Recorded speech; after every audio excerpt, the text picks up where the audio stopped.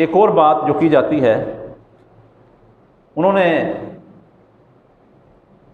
یورپی یونین نے پاکستان سے مطالبہ کیا ہے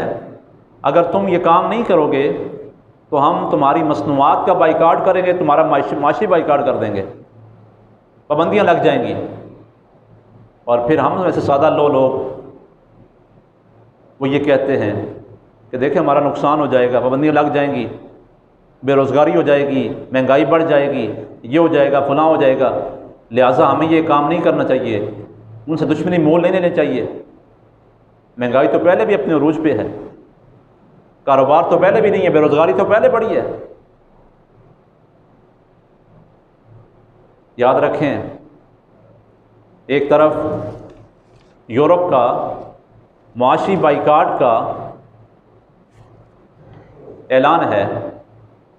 لیکن دوسری طرف مسلمانوں کے لیے آقا کریم صلی اللہ علیہ وسلم کی شیب ابی طالب میں 3 سال تک محصور رہنا، یہ مسلمانوں کے لیے عملی نمونہ ہے۔ شیب ابی طالب کا واقعہ آپ سامنے رکھیں اپنے، اور پھر ہم اس بات کو بھی دیکھیں کہ مسئلہ کیا ہے، اس کی حساسیت کیا ہے، اور پھر معاشی صورتحال کیا ہے۔ حضور نبی کریم صلی اللہ علیہ وسلم نے نبوت کا اعلان فرمایا، اس کے 7ویں سال قریش مکہ نے، مشرکین مکہ نے، کفار نے آپ کا معاشی بائیکاٹ کر دیا، سوشل بائیکاٹ ہو گیا، پابندی لگ گئی، کوئی ان کے خاندان کو نہ کوئی چیز بیچ سکتا ہے، نہ کھانے پینے کی اشیاء دے سکتا ہے، نہ ان سے تعلقات رکھ سکتا ہے، جب تک یہ اپنے نبی کو، محمد کو ہمارے حوالے نہیں کر دیتے، اس وقت تک ان کا معاشی بائیکاٹ ہے۔ پھر کیا ہوا؟ حضور کے چچا جناب ابو طالب نے اپنے خاندان کو شیب ابی طالب کے اندر وہاں پر بھیج دیا۔ جب معاشی بائیکاٹ ہو گیا ہے، پابندی ہے، انہیں کوئی چیز وہاں پر دی نہیں جا سکتی، کھانے پینے کی اشیاء پہنچانے کی وہاں پر پابندی ہے، وہاں پر پہرا لگا ہوا ہے، یہ شیب ابی طالب میں معاشی بائیکاٹ ہے۔ تقریباً 3 سال تک یہ بائیکاٹ جاری رہا۔ اس دوران سرکار دو عالم صلی اللہ علیہ وسلم اور آپ کے خاندان کو نہایت مشکلات کا، نہایت پریشانیوں کا سامنا کرنا پڑا۔ آپ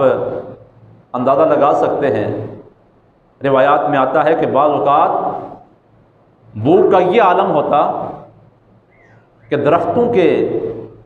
پتے کھا کر، درختوں کی جڑیں چبا کر گزارا کرنا پڑتا سرکار کو اور آپ کے خاندان کو شیب ابی طالب میں، اور پیٹ پر کھجور کے تنے یا چمڑا باندھنا پڑتا۔ یہ معاشی بائیکاٹ اس وقت بھی ہوا، اور سرکار نے، آپ کے جان نثار غلاموں نے، آپ کے خاندان نے یہ سب کچھ برداشت کیا اسلام کے لیے۔ اور پھر قریش کے سرداروں نے یہ تحریر لکھ کر کعبۃ اللہ میں لٹکا دی کہ ان تک کوئی کھانے پینے کی چیز نہ جانے دی جائے، بازار والوں کو اجازت نہیں ہے کہ وہ ان کو کوئی چیز خریدیں، ان کو کوئی چیز بیچیں، اور یہ خرید نہیں سکتے کچھ۔ دیکھیں، بڑے تو صبر کر سکتے ہیں، لیکن شیب ابی طالب کے اندر چھوٹے چھوٹے بچے بھی تھے جو بھوک کی وجہ سے، پیاس کی وجہ سے بلکتے ہیں، روتے ہیں، اور ان کی چیخوں کی آواز اس گھاٹی سے باہر بھی آتی ہے، لیکن کفار اور مشرکین سنگ دل ان بچوں کی آوازیں سن کر، چیخ و پکار سن کر خوش ہوتے اور لطف لیتے۔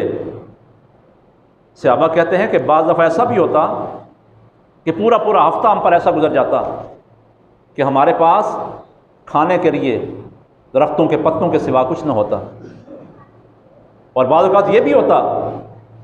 کہ ہمارے پاس درخت کے پتے کھا کھا کر ہمارے منہ میں چھالے پڑ جاتے، زخم آ جاتے منہ میں، اس وقت کو ہم سامنے رکھیں اور آج کے ماحول کو دیکھیں جب یہ دھمکی ہے اگر تم نے ناموس رسالت کے قانون کو ختم نہ کیا تو ہم معاشی بائیکاٹ کر دیں گے، مصنوعات بند کر دیں گے۔ ہمارے سامنے تو ہمارے کریم آقا کی زندگی ہمارے سامنے موجود ہے نمونہ کے طور پر، صحابہ کرام کا اسوہ ہمارے سامنے موجود ہے۔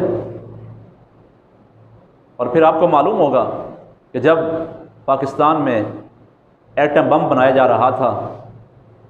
اس وقت ایک نعرہ لگا تھا کہ ہم گھاس کھا لیں گے لیکن ایٹم بم بنائیں گے۔ پابندیاں ہر دور میں رہی ہیں، ہر دور میں پابندیاں لگی ہیں، لیکن ایٹم بم پاکستان نے بنایا، پاکستان ایٹمی ملک بنا، پابندیوں کی پرواہ نہیں کی اور نعرہ لگا کہ ہم گھاس کھا کر گزارا کر لیں گے لیکن ایٹم بم بنائیں گے۔ تو سوال یہ ہے اگر ایٹم بم بنانے کے لیے ہم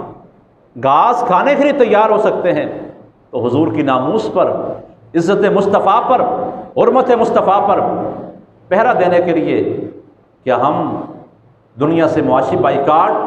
اور مصنوعات کا بائیکاٹ کرنے کے لیے تیار نہیں ہو سکتے؟